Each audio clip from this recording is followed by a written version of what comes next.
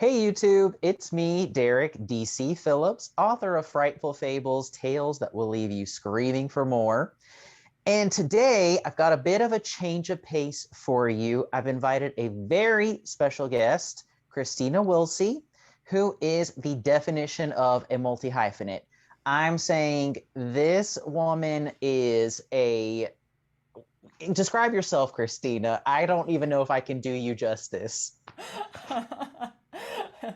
Multi hyphenate. What would I hyphenate? I am in my Clark Kent form. I am a VP.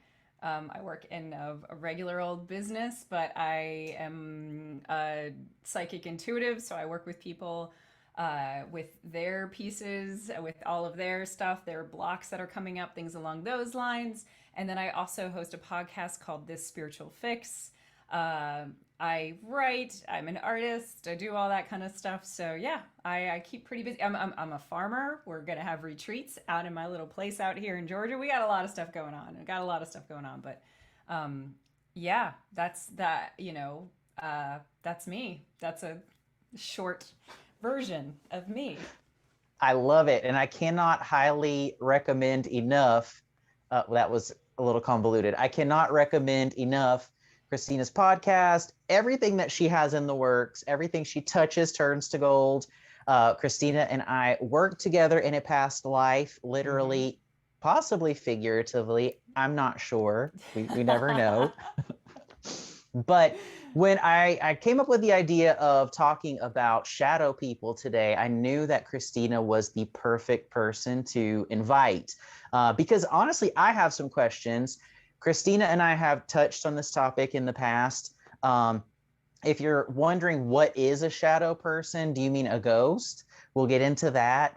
I've also had some personal experiences with shadow people that I'll share. I don't always like to talk about them. We'll get into that as well.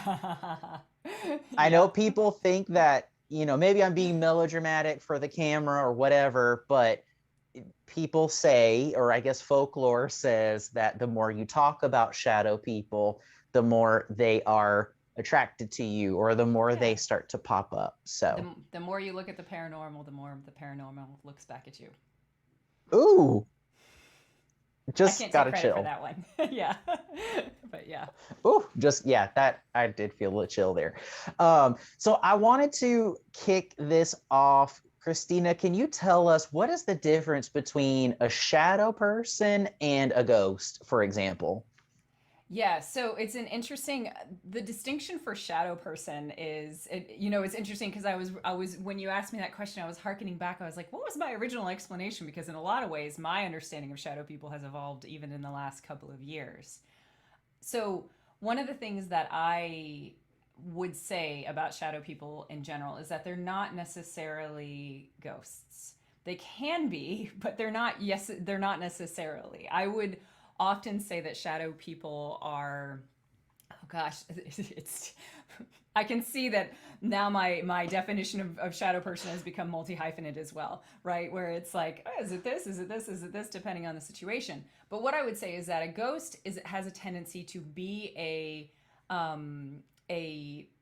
energy that has a resonance that is stuck effectively and is strong enough to be able to resonate in our physical world, right? So um, when you have a ghost in any certain situation, they are gaining energy from attention that's put on them in those particular cases, and they may show some sort of ability to affect physical reality in some way. They may show some sort of poltergeist activity. Things along those lines are usually what ghosts are. These are people, entities, energies that are usually attached to a place or a person or something along those lines, and sometimes they don't want to leave this physical plane. So oftentimes one of the things that I do is I am opening up portals for spirits who are stuck on our physical plane, or on a level, which is I would call the overlays. Like, you have the physical and then you have all these unseen layers that are kind of stacked on top of it, and so you're just releasing them to be able to go into a different place, which then again differs again from what you would say is like a resonance, like a memory of a place, right? Which is where you may see somebody walking through a hallway, right? And it's almost like a tape, but they're playing a tape that's projected into reality, right? And they're walking through a wall because there used to be a door there, right? That kind of thing. Those are kind of more almost like the kind of what you would call like the magnetic tapes of like time that just seems to be resonating over a certain space. So then when we get into shadow people, we're kind of dealing more with messages, and they're usually attached to people and not to places necessarily, right? So they're usually trying to get the attention of a person for a certain thing, and it may feel like haunting, it may feel like kind of just a perturbance in your system, like you're just kind of like you keep waking up every night and it's there. So I would say that it's more of a multi-dimensional experience, right? So as opposed to up and down in which you have Mhm. like a whole bunch of overlays on top, it's more side to side to side, right? So usually shadow people, in my experience as I've come to understand them, are either ancestral things that you need to be aware of and need to address. They can also be things in which you're kind of being haunted in a lot of ways, or you're needing to draw attention to something that is in your subtle field, and and and possibly kind of address what's going on ultra terrestrial. So basically, interdimensionally is kind of the way to say it. Does that align with what I told you years ago, Derek? It does. And it's even when you mentioned the word ancestral, that's what I got another chill a little bit, because that's something that my experience, I think, has been related to in terms of, or talking about shadow people. Um, just to share, and I've mentioned this to you, that Mm-hmm. as a kid, I would dream about my grandfather's house. And in those dreams, it was recurring. And it's almost like the house was empty, but I knew he was there, Mm-hmm. this shadowy figure. And when I would see him, just a glimpse, he would like dart across a hallway, uh, and he would be dressed all in black, really pretty much a silhouette. I could see some definition, but he had this kind of floppy, broad brimmed hat, and almost like a cape. And it's so crazy because to this day, every now and then I will have a dream about my grandfather's house, and the house is empty, curtains may be fluttering in the wind, but I know whatever this entity is there. And it, it's one of those things where, I mean, as a kid, it was super creepy. I remember as a millennial growing up, dial-up internet was a thing, and then we had Google, and I started to Google. I don't remember why. Something sparked my curiosity, and I thought I'm going to Google this and see if it's a thing, like ghost with hat. And when I did that, I chills are a recurring theme in this video for anybody watching. I realized I was not the only one who was seeing this Yeah. archetype, Yeah. which is crazy. Yeah. Yeah. So do you think, because in those dreams, for example, in those interactions, I got this heavy impression Mm. of evil, darkness, Yeah. just like black hole of, I don't want to say demonic because I don't know that it was demonic, but do you think shadow people tend to be messengers for good or for not so good? I'll just put it that way. I think the use of the word shadow is indicative of what it is, right? Right. Because it's interesting because I've talked a lot about this on my podcast, but to bring it up here is like there's kind of light work, there's shadow work, and then there's dark work is kind of what we say, right? Like that light work is all very expansive and it's all great, Mhm. and then the shadow work is a lot of the internal issues that you have, or challenges that you have in your life, whether it's past trauma, something along those lines, and those are there to just kind of transform. Like you can kind of transform those, and it's basically energy that's meant to be to be moved and Mhm. turned into like kind of what I would call it is like you kind of take away the memories, you take away all the things that like identify it as a piece of energy, and you allow it to just be free energy again without a tag, right? Without, it's not tagged as anything, there's no hashtag on it. um and then dark work is like you're dealing with egregores, which is, thought forms and things like that come from the collective unconscious, which is probably the closest determination that you could say to is hell, in which, they are attaching and possessing onto people in that way. I would call shadow people, depending on how they feel and depending on how they are to you, as very personalized, kind of between that line between shadow and dark, right? Because they're Okay. usually something that is attached to you, right? So they are a form of attachment, but effectively, I would see it as they are there to facilitate you recognize a change of state, is kind of what I would say. A facilitate a change of state is the best way I can say it, of like you're seeing your grandfather, and you're seeing your grandfather because not only that facilitates a number of different states of change. One, it helps you recognize that you can see these things, right? And that you're not crazy, right? Which is what ancestrally you have. I feel like you have a lot of history of people being like completely not having their psychic abilities shut down, right? And like not being able to pursue them at all, right? So you're having a validation of that, right? You're having this feeling of your grandfather, but then you're also having this very heavy energy because there's a lot of stuff on that. There's a lot of heavy energy associated with him, with his history, with his all the ancestral lineage that he's bringing down into that person, right? And so it's like you can kind of see the definition, and it's like as you work through that, like as you kind of like recognize it, accept it, come to terms with it, and then possibly do some kind of process of some sort, then you start to kind of they come out of shadow. They can come Huh. out of shadow. So that could almost be an explanation as to why, if I have a dream now, I'm not actually seeing the figure, but I'm still in the house.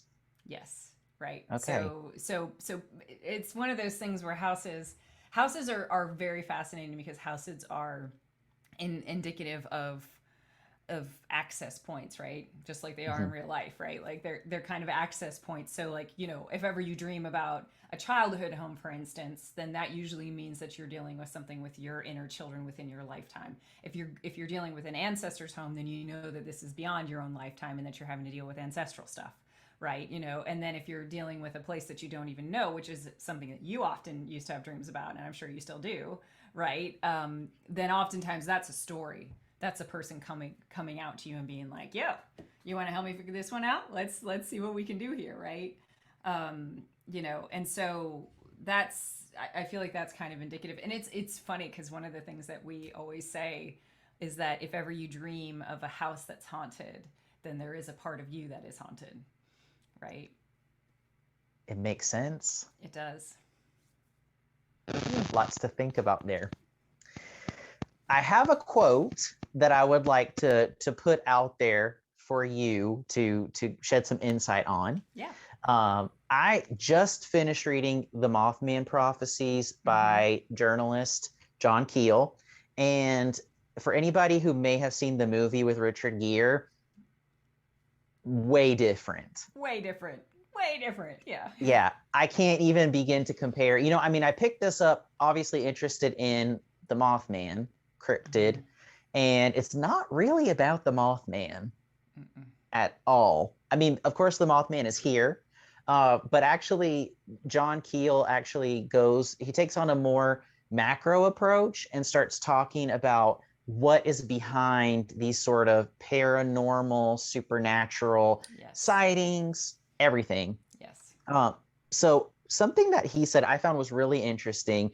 He said, I have adopted the concept of ultraterrestrials, which you mentioned, beings and forces which coexist with us but are on another time frame.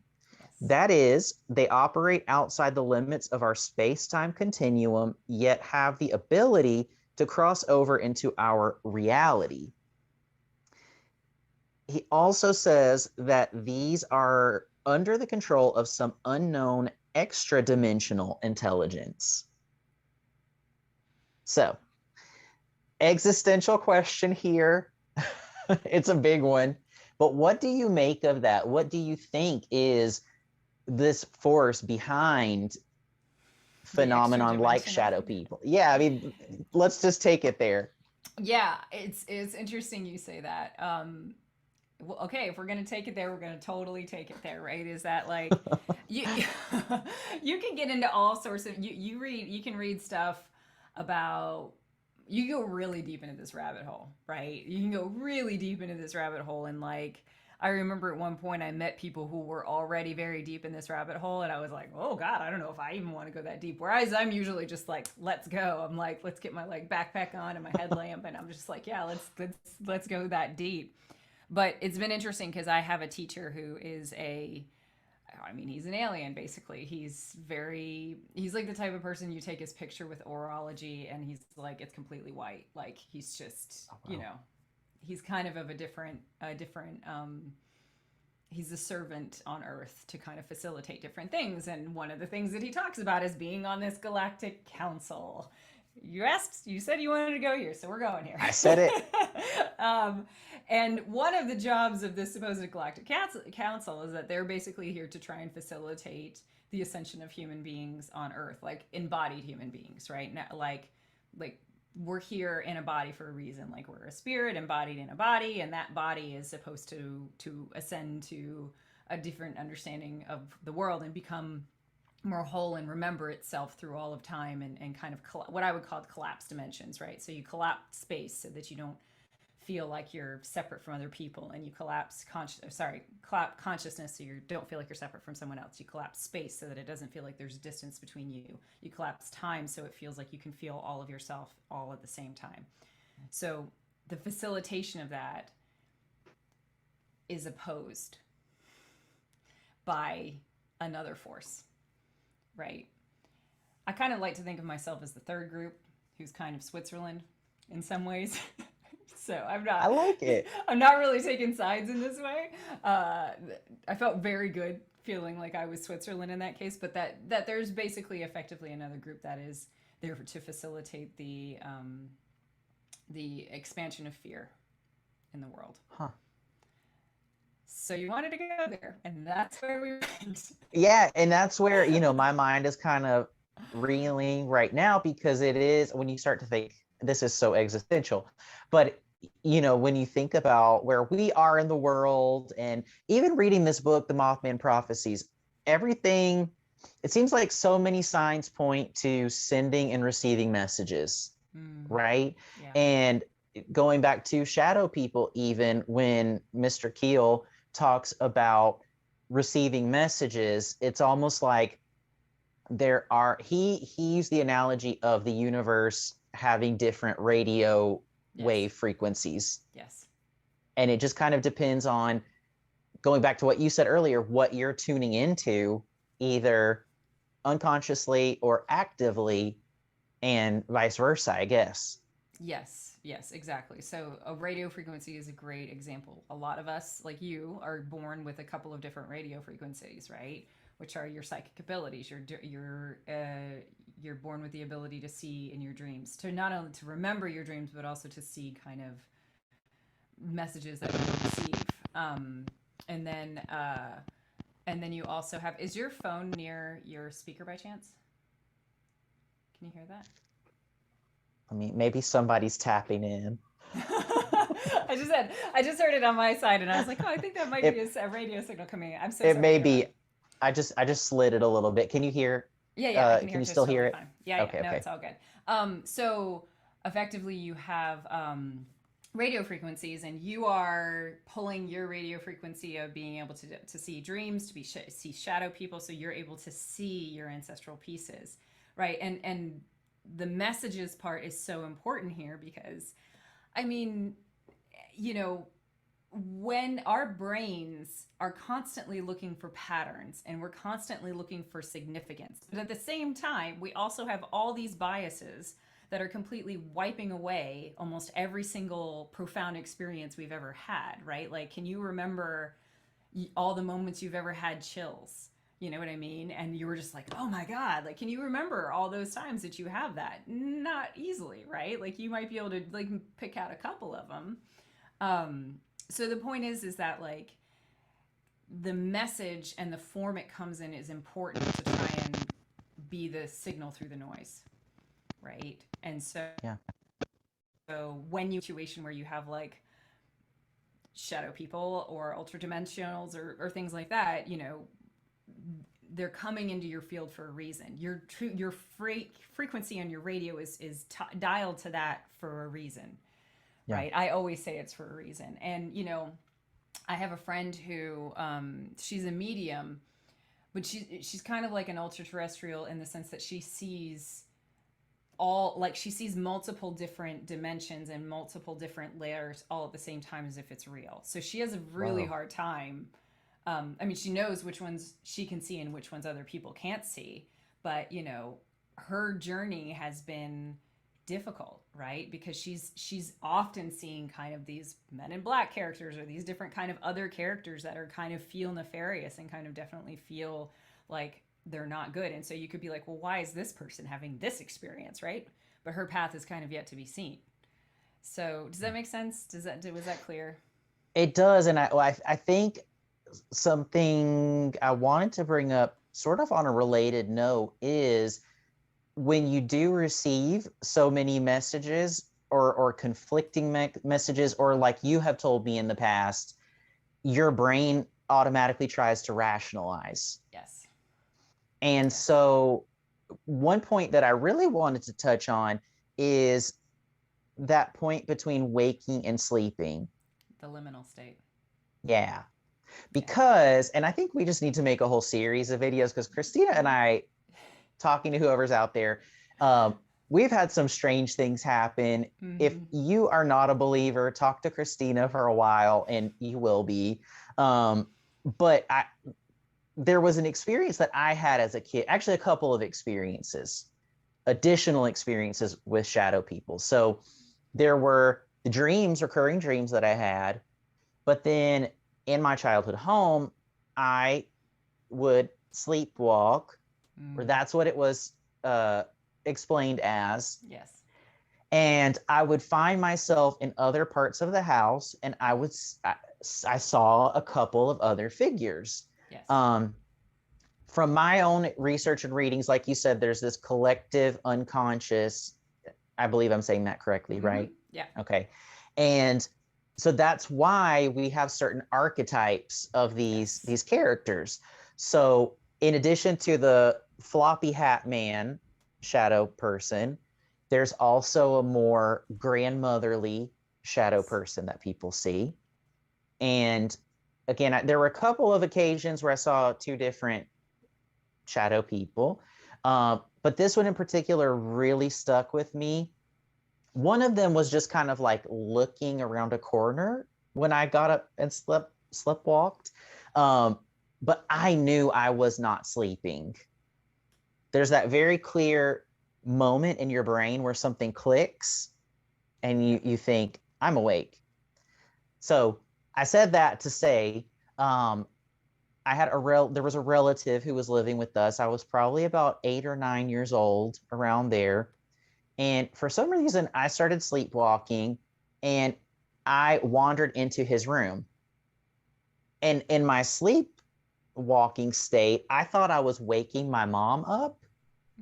So I was literally shaking this relative's leg, like, wake up, wake up. He was not waking up. And out of nowhere, the door opened further behind me because I had left it kind of ajar. Yep. And this kind of grandmotherly figure came in, sat on the side of the bed, and just started saying, it's okay. It's okay, to this relative who was going through some things. And that's when I realized I'm in this relative's room. I don't know how I got in here.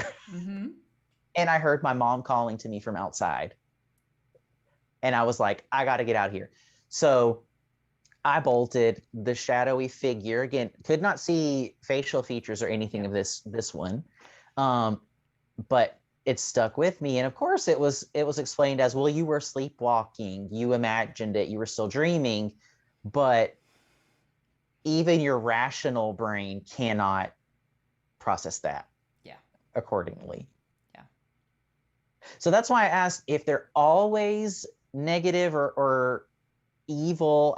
I know most people say it's not that clear cut though. Yeah, I wouldn't say it's that clear cut at all. So that's when I say like it's kind of between the dark and the shadow. Like I would say that there are helpers that come in, and sometimes your perception of them is that they are dark, right? But in some ways, if Yeah. you were to fully see them, like if your brain could actually process everything that you saw, then it may not have been a shadow person at all. It may have been in an angelic form, for instance, Right. right? And you were able to see that because you were basically sitting in this kind of liminal state between sleeping and waking, in which you were being fully receptive to the energy that was there. So you, as a child walking through this house, are picking up on this energy, this movement of spirit forces to help this person. And what I get is that you weren't shaking them because your brain rationalized that it was trying, you thought it was your mother. Right, but what you Yeah. were actually doing was you were trying to pull the relative out of the deep sleep state so that they could be more receptive to whatever was happening. Like that's what it seems to be the case, right? Is that you were Yeah. facilitating um, this reception of this grandmotherly energy, right? So it's so interesting, our minds, the way that our minds can play tricks on us, and the way that our minds want us to see things in the way that we can. I you know, the more and more that I develop my psychic abilities, the more and more I see shadow people all the time in my waking life. Anywhere I go, I see them in the corners, I see them everywhere. And I just, I start to recognize that in some ways you can kind of make a distinction and be like, oh, I think that's just another dimension. I think I'm just like seeing through a window into another dimension. And my cat moves around all the time. Like my cat will be there and my cat will be there and then my cat will be there, and it's just like she's not actually any of those places, right? So you know if anything, it's just an increase in receptivity to the movement that's happening on the subtle realms, right? And our Yeah. perception is something is like trusting that gut feel of like, oh, this feels right, or oh, this feels good, or oh, this feels like totally terrible and I need to get the F out of there. Like that's something that you trust, right? And you don't listen to your mind, you don't listen to that, you trust that very, very first instinct which tells you this is okay or this isn't. That's really fascinating. And that's, again, keep going back to this book, but I was so shocked, again, because I picked up a book of what I thought was about a cryptid, right? And I'm like, I'm reading this and saying, oh, wow, okay. Um, about that, being in that liminal state, to be more receptive. And even, like you said, trusting your original gut instinct, because that's also what the book goes into, is people are deceived based on what they want to receive or what they go looking for in terms of contacting Yes. something or someone beyond. Yes. um, and if we want to get really woo woo, um, which I think anybody watching does, that's why they clicked on this video. That's where receiving those messages and being deceived leads people to do some really drastic things. Yes. Yes. That's So because you're what would reaching. you Go ahead. Sorry. Oh, no, go ahead. I was just going to give you the quick answer, was that's because you're looking from your whole, HOLE, Uh-huh. like the whole inside of you, as opposed to your whole self. So, There are a lot.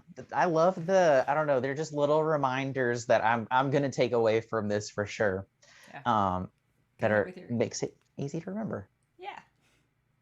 Oh, I was just going to say, so like you said, when you trust that initial gut instinct, Mm-hmm. um, what advice would you give for someone either who on the one hand says, okay, this is a protective force, I should embrace it, I should allow it, Yeah. versus this is not good and I need to get rid of it from my space and Yeah. away from my being? Yeah. Which is usually you get out of its space, right?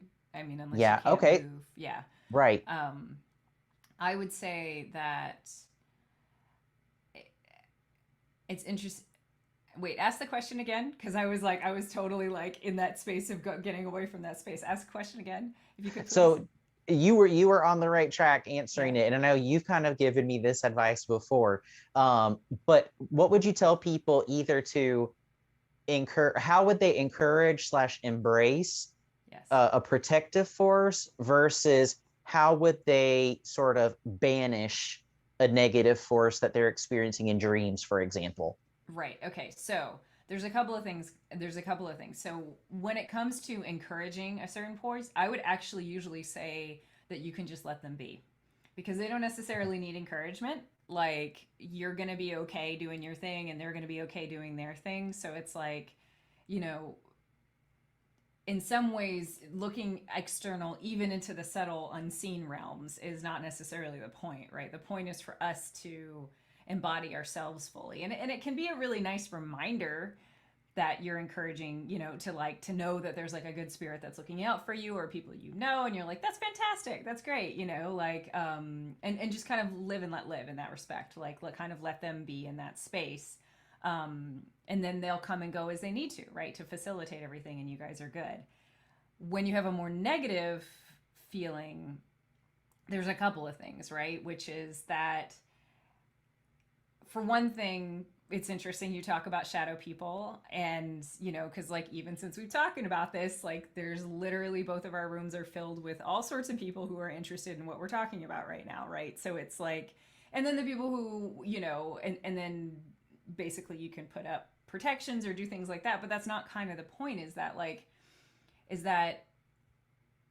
we have a very bright light as people, because we're embodied in human forms in this time, right? So we have a tendency to attract all sorts of things that come to us. And if we're finding that there's something dark in our dreams, there's one of two things going on usually. One is that it is like I said, you dream of a haunted house, it kind of means you're haunted. So it's like, can you address the things, can you, people can do clearings on themselves. They can, do some sort of smudging activity. They can take Epsom salt and baking soda baths. They can go to a shaman. They can go to a psychic. I work with people and I do clearings, comprehensive clearings all the time, right? Of just like clearing stuff off of entity attachments off of people, right? Or leading them in the direction that says, this is actually a part of you that wants to talk to you. Like, you need to address this part, because I talk about dark passengers all the time, and our dark passengers are incredibly, we all have different parts of us that come forward depending on the situation, depending on how we feel, things along those lines. The dark passenger is what I refer to as the kind of compartmentalized self that only is allowed out at night, right? It's only allowed out when you're drunk, or when you go on a business trip, or when you do whatever, right? It's like that part of you that you don't allow anybody to see. And it usually has happened because you fractured yourself so strongly in a traumatic situation that you basically had to completely dissociate from a part of yourself that is in pain, right? That is in significant amounts of pain. So sometimes when we see that in our dreams, we're looking at our dark passenger. We're like looking at an aspect of ourselves, right? And that can get fueled by all those bad energies in the collective unconscious, right? And then that's when you get into the archetypes, right? So like, if you see something like, oh God, I can't even say it. I literally was like, oh, nope, not supposed to say it. Any of the kind of what you would call like those really dark feelings are all egregores. So they're like Santa Claus, right? They're all egregores that people have put so much energy into, and there's so much thought form and belief into it, that they can easily kind of blend into those bad parts of us, which then pulls them into our systems, right? So, not necessarily calling attention to those things is a good idea. And if you find them in your system, deal with the dark part of yourself that attracted them. Wow. That's a lot. That's a lot to That was a lot of that's a words. lot Sorry. to unpack. Yeah, I think we came full circle, because you kind of answered that question of, why do people say that bringing attention, that talking about these things encourages them? And it's really because that's where they find their existence in a lot of cases. So especially specifically in the case of shadow people, they could actually be some kind of presence looking in, Yes. that has a message, whatever. Or it could, especially in that liminal space, be something part of your psyche that needs to be addressed, resolved. But if it's in the collective psyche, it's maybe best just to be left where it is. Yeah, yeah. I think ultimately this is the kind of way I see it, is that we are all onions.